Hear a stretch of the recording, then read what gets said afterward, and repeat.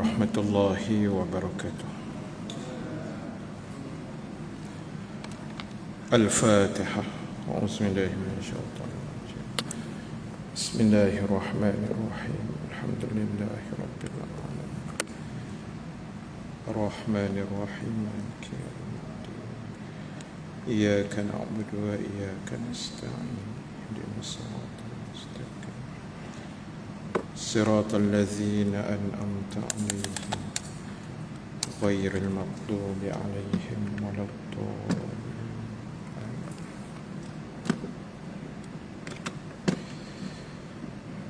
Alhamdulillahi rabbil alamin.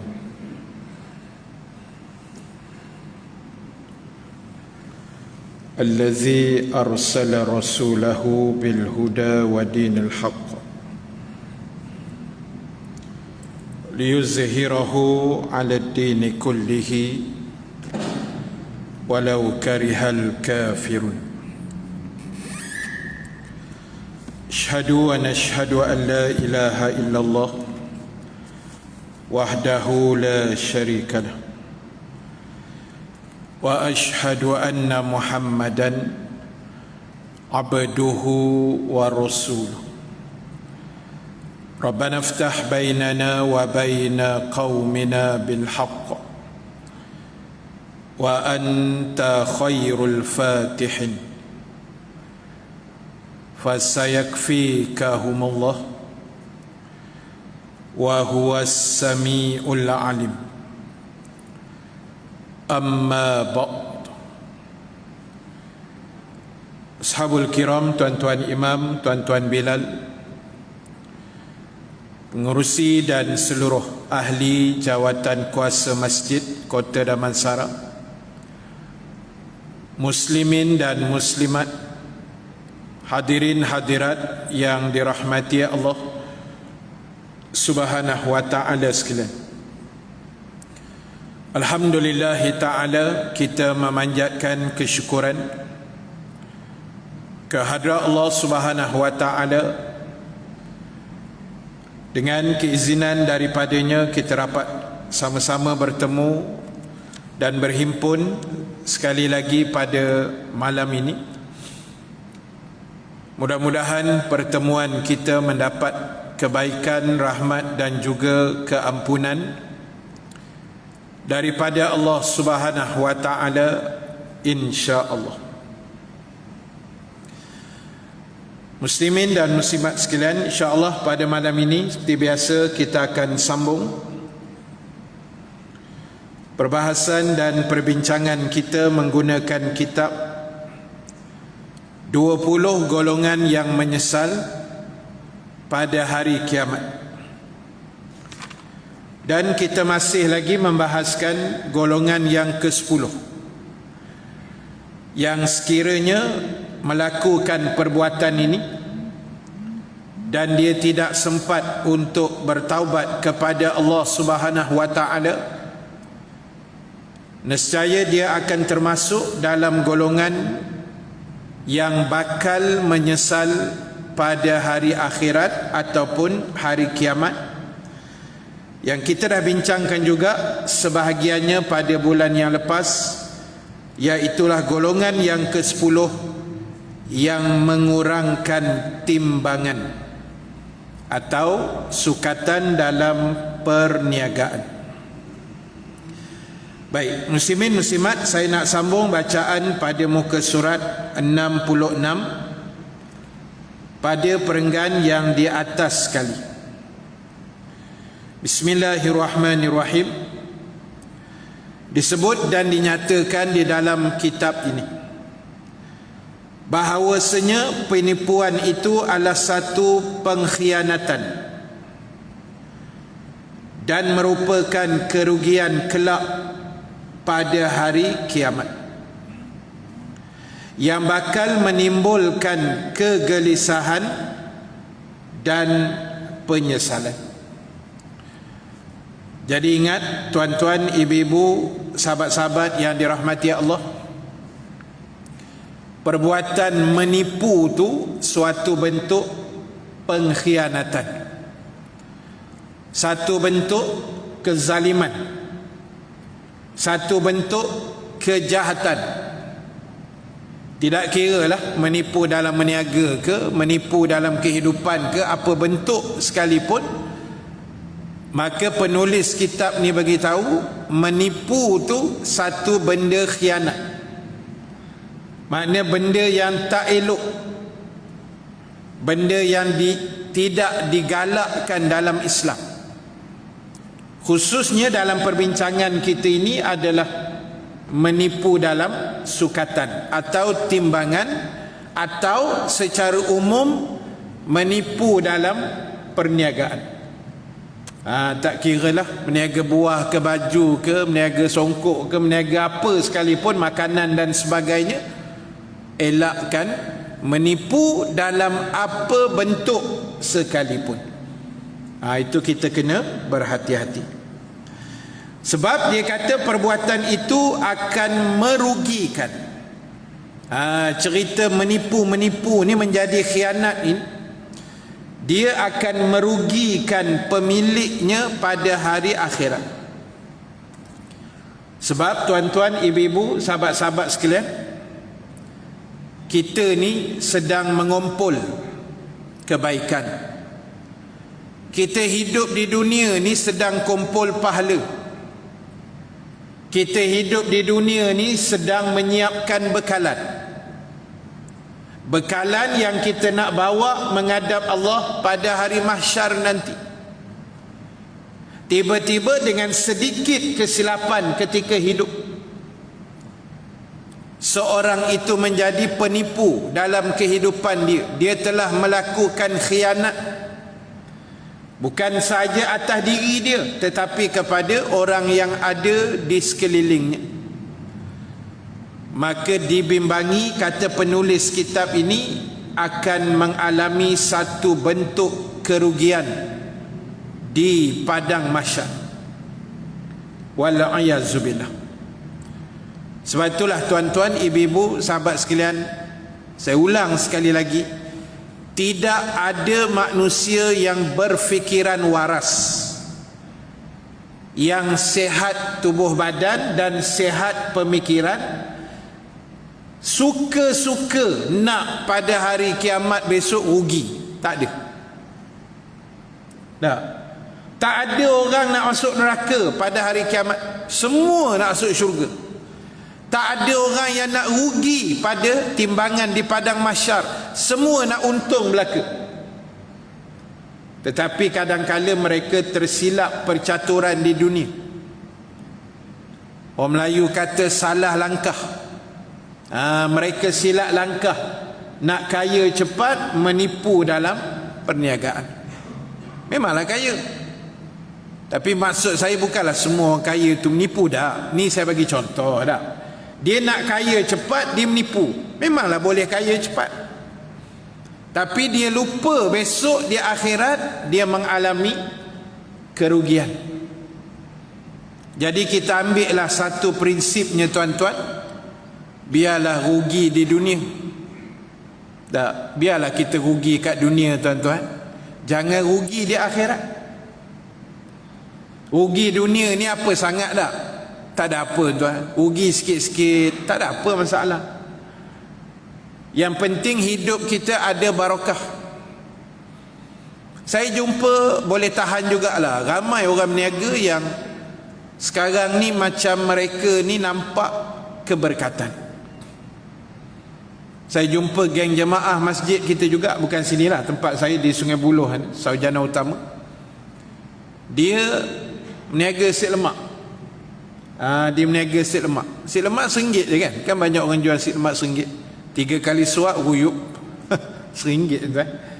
Ni bukan sik lemak dengan lauk sedap-sedap ni, RM1 3 kali suap selamatlah. Dia kata, ustaz, saya meniaga, dia dah pencen tuan. Seronok ustaz. Isi-isi masa pagi-pagi daripada tidur tak ketahuan saya berniaga ustaz. Orang tu kan dah pencen, seronok berniaga. Jadi hasil jualan tu ustaz, setiap sebungkus tu 10 sen saya masuk tabung surau. Dan setiap hari, tak silap saya, dia kata macam 10 bungkus pertama dia bagi free. First come first serve lah. Siapa dulu datang dapat lah hak 10 seorang satu ke, dia bagilah, adalah cara. Apa tujuan tu? Biarlah nampak macam rugi tak? Rugi, untung tak ada, tapi akhirat punya cerita tuan. Ini cerita saham di akhirat. Sebab apa dia buat gitu? Sebab dia mengaji, dia faham, dia tahu keberkatan, dan dia tahu pentingnya keuntungan di akhirat. Biarlah rugi sikit atas dunia. Dia kata nak longgok harta pun ustaz, dah tua-tua nak kaya macam mana lagi, dia kata. Dah rasa hidup dunia ni dah puas dah ustaz, sudahlah tu. Dia pula ceramah kat kita tuan. Kita pula kena ceramah dengan dia. Dia kata sudah-sudahlah ustaz, apa yang ada alhamdulillah, dia kata. Tuan-tuan, biarlah rugi sikit lah, tapi saham tu di akhirat.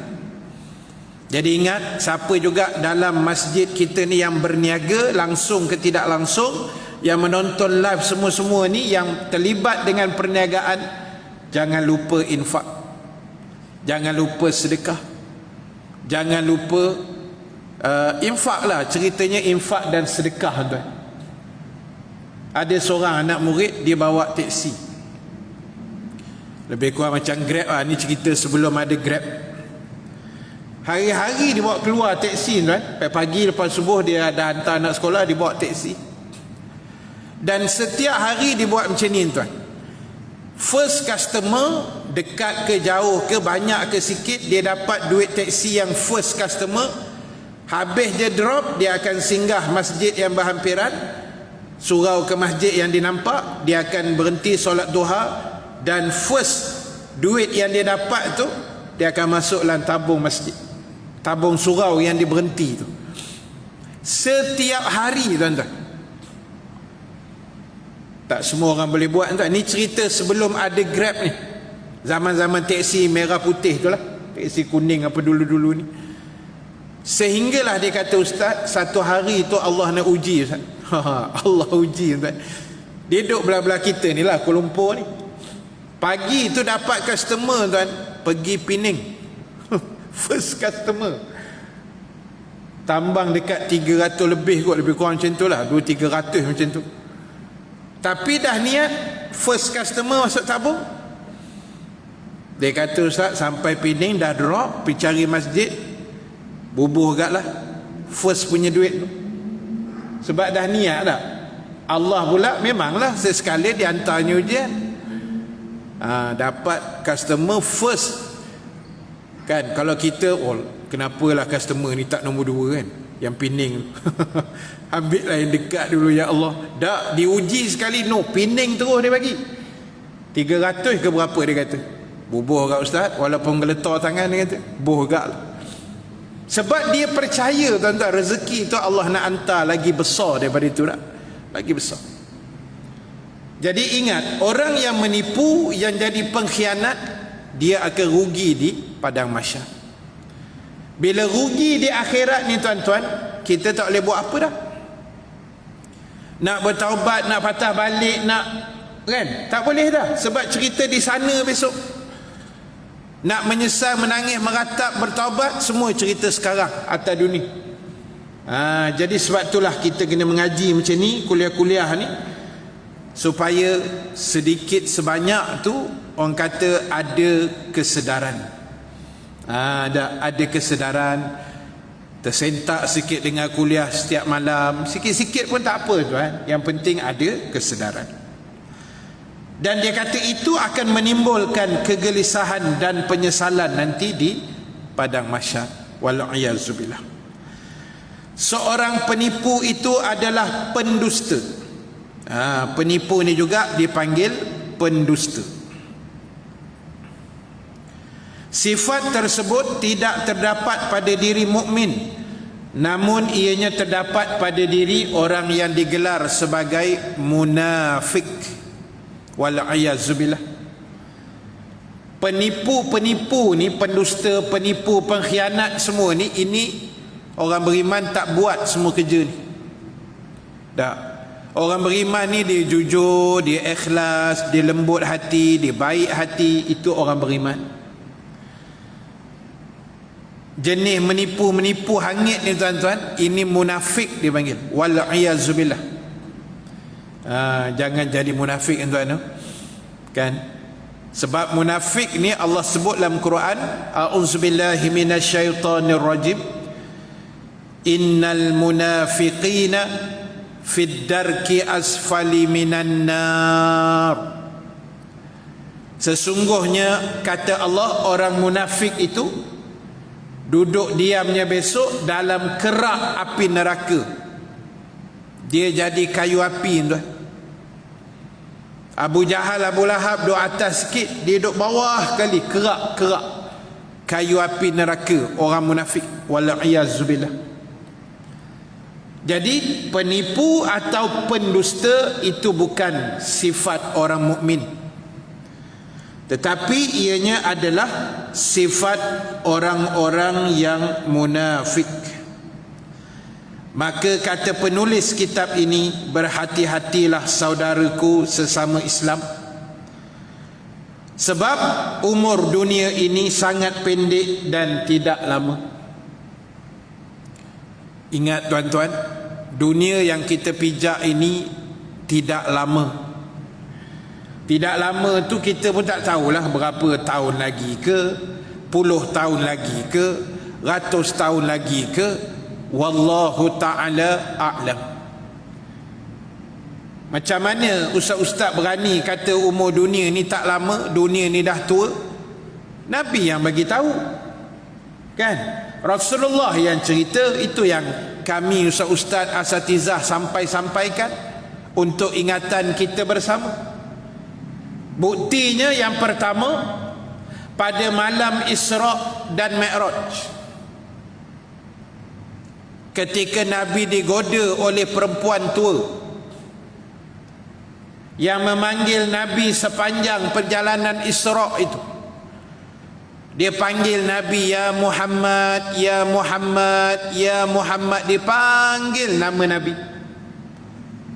Jibril yang jadi pemandu Nabi malam tu kata, wahai Muhammad, jangan pandang ke arah suara itu, jangan toleh, terus saja, buat tak tahu sudah. Lalu sampai satu lokasi, Nabi tanya Jibril, siapa yang manggil tadi? Jibril kata, perempuan tua yang banyak memakai hiasan di tangan dan kakinya, pakai gelang emas apa semua banyak, tapi dah tua. Dan itulah kata Jibril, dunia yang pertama yang sentiasa menarik kita untuk suka, sebab dia memakai hiasan, dunia yang penuh hiasan dan tarikan. Yang kedua kata Jibril, tuanya perempuan tua itu, itulah menggambarkan umur dunia yang sudah tua pada masa itu. Tuan-tuan, Jibril kata, nasib baik kamu tak toleh wahai Muhammad. Kalau kamu toleh, lingkup umat kamu dengan dunia. Dalam Nabi tak toleh pun dah melingkup dah, tuan. Tak. Dalam tak toleh pun dah jahanam kita dengan dunia. Kalau Nabi toleh malam tu lagi lingkup kita, tuan. Kosong masjid malam ni. Tak. Itu kena hati-hati. Dan yang kedua, Nabi sebut satu hadis, sambil Nabi tunjuk isyarat dua jari ni, jari telunjuk dengan jari tengah, jari hantu ni lah. Nabi kata, bu'istu ana was-sa'ati kahataini. Nabi kata, diutuskan aku, ditunjuk jari telunjuk dia, diutuskan aku menjadi Nabi, kata Nabi, dan datangnya hari kiamat seperti dua jari ini. Nabi dekatkan jari telunjuk dan jari tengah, jari hantu orang Melayu panggil. Maknanya Nabi lahir dengan datangnya kiamat itu sangat dekat. Maknanya dunia ni dah tua sangat. Jadi sebab tu penulis ni pesan, tak sahlah buat benda tak elok. Itu maksudnya, dunia dah tua. Umur dunia pun tak lama, umur kita pun tak lama juga, kan? Kita pun tak tahu berapa hari, bulan, tahun, puluh tahun lagi Allah nak bagi. Jadi tahniahlah pada tuan-tuan, ibu-ibu yang hadir pada malam ini dalam masjid, yang menonton malam ni live. Terima kasih. Sebab kita ingat akhirat. Kita sedang buat sikit-sikit bekalan yang kita mampu nak cuba buat, insya-Allah. Sebab kita sedar tuan-tuan, kita akan mati. Manusia ni kalau dia sedar dia nak mati, insya-Allah dia akan berubah jadi baik. Dia akan siapkan bekalan sebaik mungkin. Kalau dia sedar dia nak mati tu. Yang jenis tak sedar nak mati tu yang payah sikit. Dia memang tak akan buat bekalan, dia kira dunia dia saja. Allahu Akbar tuan-tuan, dunia kita pijak ni, kita nak kejar apa sangat tuan? Istilahnya tak larat nak kejar dunia, tak terkejar tuan-tuan. Dunia ni laju sangat. Dunia yang ada depan kita ni sangat laju, kita tak mampu nak kejar tuan-tuan. Cukuplah apa yang ada dah, alhamdulillah. Cukuplah apa rezeki yang Allah dah bagi pada kita selama hari ni. Syukurlah pada Allah. Jadilah hamba yang mensyukuri. Jangan jadi hamba yang tak sedar diri tuan. Lupa pada Allah, lupa akhirat. Yang Nabi sebut akhir zaman nanti, Nabi kata ada manusia yang ingat 5 dan dia akan lupa 5 perkara yang lain. Antaranya kata Nabi, manusia ingat dunia, lupa akhirat. Itu antara yang Nabi sebut. Jadi sebab itulah tuan-tuan, berhati-hatilah. Cukuplah pada malam Isra' dunia yang dipaparkan kepada Nabi itu menjadi satu iktibar yang terbaik buat kita semua, insya-Allah. Jadi dia kata sifat tadi kena elakkan sebab dunia ni pendek umurnya dan tidak lama. Dan cuba perhatikan kata penulis kitab ini. Cuba tengok satu hadis yang paling terkenal tentang sifat orang munafik. Antaranya Nabi bersabda, ada 4 perkara yang barang siapa terdapat padanya, maka ia telah dilabel menjadi munafik dengan sesungguhnya. Tetapi bila terdapat salah satu daripadanya, bererti dia telah mendapat satu tingkatan munafik pada dirinya. Lalu Nabi bersabda, sehinggalah ia meninggalkannya, mana dia buang penyakit tu, baru dia jadi orang beriman balik. Antaranya kata Nabi, apabila dia beri amanah, dia khianat. Bila diberikan tugasan, amanah, tanggungjawab, orang itu mengkhianati amanah-amanah itu namanya orang munafik. So itu amanah ni tuan-tuan bukan benda yang boleh kita nak rebut seronok-seronok tuan. Tak, tanggungjawab dia besar. Tanggungjawab memikul amanah tu besar. Kan? Itu kena hati-hatilah. Kalau kita terpilih dengan tanggungjawab tugasan ke apa, kita cuba buat yang terbaik, insya-Allah. Kemudian Nabi kata lagi, apabila berbicara ia berdusta. Bila dia bercakap ni selalu menipu lah. 10 perkataan dia,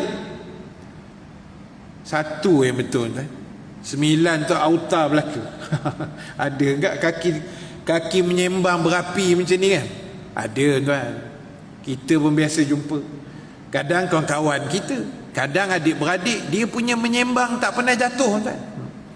Dia je tahu semua. Padahal haram, tak tahu apa benda pun tak.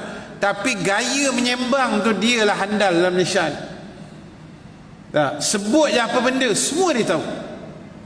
Ada orang jenis gitu. Kan? Kadang bila dia bercakap, sudahlah tuan. 9 tu 1 yang boleh percaya tak? 9 tu jahanam tu. Memang kaki tipu, kaki belit, kaki kelentong, semua kat dia. Tak, na'udzubillah. Jadi bila bercakap tuan-tuan, jangan menipu tak? Jangan menipu. Dan yang ketiga, apabila Berjanji ia selalu mungkir. Ini orang Melayu panggil tidak menepati janji lah. Janji palsu, janji kosong dah. Ini semua benda-benda tu jangan dibuat. Dan yang keempat, kata Nabi, bila bertengkar ia berlaku curang. Maknanya dia je nak menang semua. Ini pun perangai munafik tak? Kan? Suka nak cari balah dengan orang tu. Kita hidup ni sebenarnya nak cari kawan, bukan nak cari lawan. Apa seronoknya hidup kita dibenci oleh manusia, tuan-tuan? Tak. Hidup tapi orang benci, buat apa, tuan-tuan? Baik kita hidup ni berdamai, hidup ni seronok, hidup ni santai-santai. Yang hidup ni berjalan muka nak ketat macam 13 Mei tu buat apa? Jumpa orang ni masam muka, jumpa orang ni paling muka. Allah, tak seronok hidup itu, tuan-tuan. Hidup ni orang kata enjoy. Enjoy your life. Kan? Hidup ni kena enjoy, tuan. Dengar kuliah malam ni jangan stres sangat. Kena enjoy lah. Saya tengok muka tuan-tuan macam ketat je. Risau kat saya. Enjoy, tuan, enjoy. Isyak kan kita berhenti, jangan risau. Aturan dah ada, tuan. SOP-nya dah ada. Isyak bukan 8-9 minit kan. 8-8 minit saya berhenti, jangan risau. Tak. Jadi saya menyampaikan kuliah kena enjoy, kena seronok. Kan? Barulah ilmu tu insya-Allah lah dengan izin Allah sampai ke hati tuan-tuan. Apa pun kita buat kena enjoy. Makan, itu tak payah ajar Ustaz, kami memang enjoy selalu. Kan? Kami memang enjoy selalu. 2 hari lepas saya pergi cuti tuan, tapi tak adalah jauh, pergi Bangi je. Nak balik Langkawi dah tak sempat tuan. Kuliah pun dah start banyak kan. Langkawi pun sendat lagi, biar dulu. Jadi pergilah Bangi. Hello anak murid restoran Ana ikan bakar petai. Kata Ustaz kat mana? Ana kat Bangi ni, cuti. Tak ada tempat lain Ustaz nak datang Ustaz. Saya kata ni paling dekat. Cara hotel, mandi kolam sudah kan, bawa anak-anak. Tahu Ustaz, malam ni datang makan. Sampai kedai memang penuh tuan. Kedai tu memang penuh kan, sebelah bomba. Lepas tu Ustaz ambil lah ikan apa, ambil Ustaz. Ambil 2 ekor. Tambah lagi Ustaz, tak cukup ni ramai kan, 3 kereta kan. Ambil, lepas tu dengan udang, dengan sotong, siakap, jenahak, balun semua. Masak ikan bakar petai. Lepas tu boh telur dadah sikit, kadar ikan masin. Lepas tu ada udang mana tadi sumbat masuk, besar-besar penumbuk tuan. Seram nak makan udang tu, punya besar. Sampai dah terkedang tuan. Makan tu punya nikmat tak. Nak bayar tu rasa nak macam nak merangkak nak pergi bayar tuan.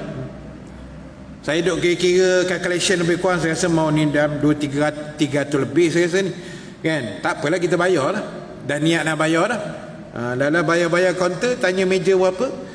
Dia kata, meja 60. Dia pun lama, perempuan cashier tu lama, dia tenung bil tu. Saya pun tak tahu kenapa. Tak apalah encik, 100.5 dah lah katanya. Lepas tu nak balik, jumpa toki. Saya kata, banyak diskaun? Boleh lah Ustaz, sikit-sikit. Lepas ni mari lagi, dia kata. Nak cerita apa tuan-tuan? Nikmat tu.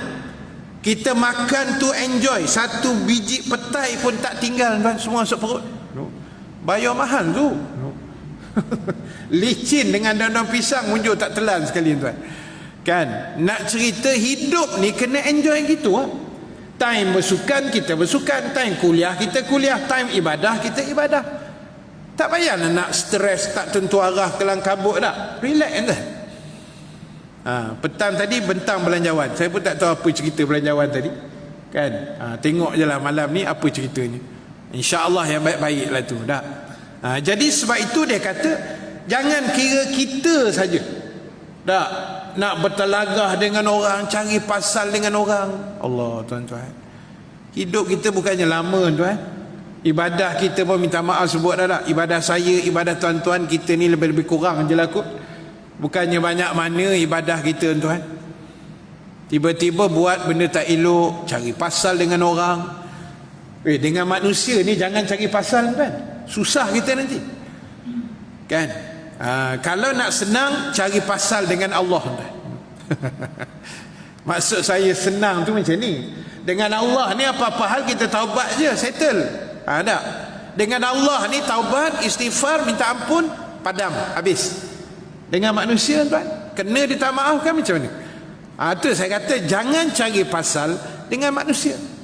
Susah kita nanti. Kan? Dengan minta halalnya, minta maaf. Oi, jangan buat kerja tuan. Panjang ceritanya nanti no. Tak usah buat kerja tuan. Jadi sebab itu 4 sifat yang disebutkan tadi tuan-tuan, itulah antara tanda-tanda munafik yang kita kena wajib kita hindarkan, kita jauhkan. Baik, sambung lagi tuan. Kita ada 8 minit lagi lebih kurang insya-Allah. Mereka mengatakan bahawa perniagaan itu menuntut kecerdasan. Tetapi kami mengatakan bahawa sebelum kecerdasan, perniagaan itu menuntut kejujuran. Meniaga ni bukan nak menuntut cergas, aktif, lincah saja, tapi yang paling penting jujur dalam perniagaan. Baik jujur dalam benda yang kita niaga, timbangan-timbangan dia, kategorinya, grade-nya. Kalau kita meniaga buah kan, grade dia tu, ini grade A ustaz, import daripada Saudi punya kurma. Mahal ustaz, sekilo ni 70 ni ustaz. Ini murah ustaz, RM10 kurma belakang rumah aja katanya. RM10 aja. Jujur. Bila jujur ni tuan-tuan, orang suka tuan. Kita meniaga jujur, orang akan suka. Sekali kita meniaga menipu, orang tak datang lah kedai kita tuan. Tobat orang tak datang. Orang tanya beli kat mana laksa ujung, tak bayar lah. Kuah macam air sirap, cair, lepas tu mahal, telur pula, suku pula tu. Kau sebelah boleh tahan ni. Ada orang dia demand dengan telur tuan-tuan, telur rebus sedap. Sebelah pun boleh tahan. Ni suku, masuk kuah dah hilang yang kuning dah, tak jumpa dah. Jual pula RM5 semangkuk kan, memang mangkuk ayun betul dia kata. Jadi nak buat macam mana tuan? Jangan, kita meniaga ni biar win-win lah tuan-tuan. Sebab kita nak ambil untung, memang nak kena untung kan, tapi barakah tu kan. Sebab ingat, customer yang datang Allah Ta'ala yang gerakkan hati mereka. Allah yang gerakkan hati mereka tuan. Jadi kita pakat-pakat buat yang terbaik. Yang penting kejujuran. Sebab boleh jadi anda mendapat kesempatan mengaut keuntungan material, namun dengan mengorbankan agama anda. Itu yang kita takut kan. Untung sana, untung sini, keberkatan agama tu kita tak jaga. Adab-adab berniaga yang Rasulullah ajar kita biarkan. Sedangkan customer tu Allah yang gerak datang beli kat kita. Tuan-tuan tengok masa bazar Ramadan, tuan-tuan, berapa ramai yang jual roti bom, berapa ramai yang jual air ketika bazar Ramadan kan. Tapi kenapa kedai ni ramai, kedai ni sikit, warung ni ramai, beratur punya panjang? Allah yang gerakkan. Asbabnya mungkin kedai kita bersih, kita ni jujur, kita ni ramah, murah senyuman, harga pun okey. Itu asbab. Tapi realitinya Allah yang gerakkan hati customer tuan-tuan kan. Itu ceritanya. Jadi dia kata jangan korbankan agama anda, dia kata. Maka itu berhati-hatilah dan jauhilah hawa nafsu dan godaan harta benda. Kena hati-hatilah, sebab nafsu kita ni memang dia akan banyak merosak dan menjahannamkan kita punya kebaikan-kebaikan dalam kehidupan kita, insya-Allah. Baik, kemudian lagi dia kata, demikian pula dengan godaan wanita, khususnya dalam proses jual beli. Kadang-kadang yalah, peranan orang perempuan ni pun satu macam enggak. Jadi kena hati-hati, dia kata. Ketahuilah saudaraku bahawa penipuan, pemalsuan dan kebohongan adalah perkara yang merosakkan keislaman seorang dan boleh mengurangkan keimanannya. Jadi ingat, menipu, benda-benda palsu dan seumpamanya, maka tolong elak-elakkan, tolong jauh-jauhkan. Sebab kita tak nak, tuan-tuan, hidup kita ni hilang barakah. Yang kita nak dalam hidup adalah keberkatan. Kita tak nak hidup ni seronok-seronok, kaya-raya ke apa, terkenal, tapi Allah tidak redha, Allah tidak berkati, Allah tidak payung kita dengan payungan rahmat daripada Allah yang sangat luas. Biarlah kita harta sedikit ke apa, tapi yang penting Allah Ta'ala meredai kita semua, insya-Allah. Itu yang paling penting sekali, tuan-tuan. Sebab itu dia kata elakkan penipuan, pemalsuan dan kebohongan. Sebab perangai atau penyakit-penyakit itu hanya akan merosakkan keislaman dan keimanan kita di sisi Allah. Kita ni kalau boleh nak benda-benda yang sempurna, so biarlah ibadah kita sempurna, iman kita pun sempurna. Apa kerja dunia kita buat ni, buat yang terbaik, sesempurna yang mungkin. Itu caranya, kan? Jangan buat orang kata cincai-cincai, buat lebih-lebih kurang. Orang Melayu kata melepaskan batuk di tangga. Jangan buat gitu, buat sesungguh. Apa benda pun, dunia ke akhirat ke, kerja pahala ke, cari rezeki dunia, sungguh-sungguh. Jangan buat lebih kurang, tuan. Buat betul-betul. Sebab itu benda yang ditekankan oleh baginda Nabi sallallahu alaihi wasallam. Baik. Jadi tuan-tuan, ibu-ibu, sahabat-sahabat yang dirahmati Allah, sebagai kesimpulan yang terakhir yang saya nak share sedikit pada malam ini, yang pertama sekali, muslimin-muslimat, ingat, dunia yang kita pijak ini berada di penghujungnya, seperti mana yang digambarkan dalam peristiwa Isra' dan Mi'raj. Dan kita pakat-pakat siapkan bekalan-bekalan yang terbaik dalam kehidupan kita. Buatlah apa pun, sikit atau banyak, itu bukan soal, tetapi yang paling penting kita buat dengan penuh keikhlasan kepada Allah Subhanahu wa Ta'ala. Yang kedua, muslimin-muslimat, tolong jangan tinggal majlis ilmu secara bersemuka macam ni ke, online ke, live ke, kita hadaplah. Sebab apa? Majlis ilmu ni dia akan jentik hati kita, dia akan cuit-cuit kita untuk kesedaran dan untuk berubah, insya-Allah. Dan yang ketiga, tuan-tuan, ibu-ibu sekalian, apa yang paling penting adalah dalam kehidupan kita ini, akhlak itu adalah antara benda besar yang kita kena jaga. Perangai, tingkah laku, adab, sopan, tertib. Sebab kita orang Melayu ni dah sangat terkenal dengan budaya yang baik. Adab, tertib, sopan santun kita ni mengatasi bangsa-bangsa yang lain. Saya yakin benda tu sejak zaman dulu lagi. Jadi kita jaga benda tu dengan baik, sebab ini anugerah khas yang Allah beri pada orang-orang Melayu kita. Jadi tolong tuan-tuan, tunjukkan bukti keislaman kita dengan akhlak-akhlak yang terbaik. Mudah-mudahan Allah beri kebaikan pada kita dunia akhirat, insya-Allah. Moga-moga pertemuan kita pada malam ini mendapat kebaikan, rahmat dan keampunan Allah Subhanahu wa Ta'ala. Dan terima kasih pada semua muslimin muslimat yang hadir dalam Masjid Kota Damansara pada malam ini. Dan terima kasih semua yang menonton live Facebook, TikTok dan sebagainya, yang bagi gift, terima kasih banyak. Mudah-mudahan Allah murahkan rezeki anda semua, insya-Allah. Amin ya rabbal alamin.